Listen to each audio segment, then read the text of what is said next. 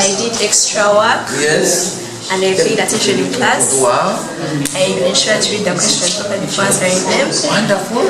And by God's grace, I attained a form. Wow! Congratulations! Emitwalo Mwenda mu 719 be bayizi ba P7 abaanokoddeyo ekiiso ky'embuzi mu bibuuzo ebyatuulibwa mu Novemba wa 2022 ng'ennaku z'omwezi 7 n'okutuusa ennaku z'omwezi 9.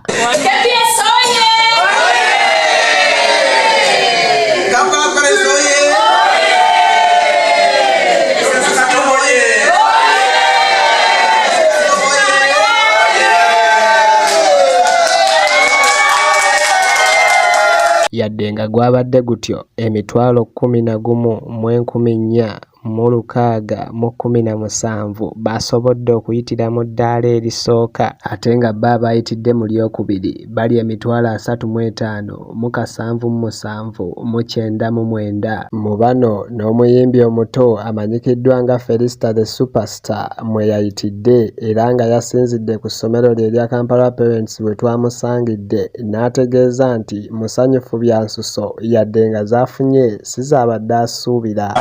Mpulira bulungi okubanga mpise 7. Zino zenfunye sizembadde nsuubira naye oba Mukama zampadde jatwalirawo.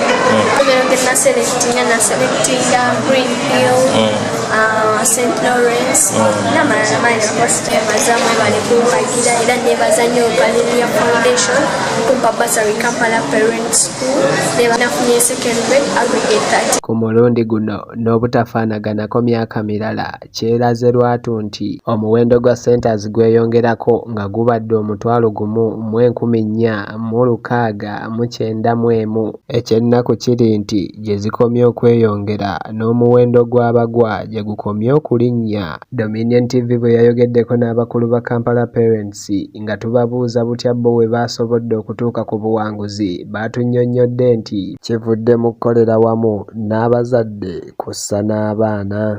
Mu balaba abamu n'abasomesa baffe n'abaana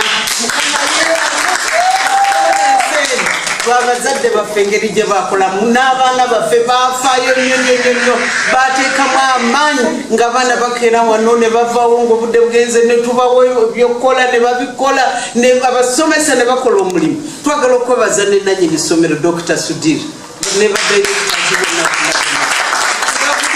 Dominion TV yawuubyeko olubu lw'ekigere ku ssomero lya Miles of Smiles erisangibwa e Nansana Ganda. Bano gwe gwabadde omulundi gwabwe ogwasoose okutuuza abayizi b'ekibiina ky'omusanvu era nga baatuuza abayizi 10 nga 7 ku bo baafunye first grade wabula nga 3 bokka be baafunye second grade. Vincent Kasozi ku lwa Dominion TV Simawolu.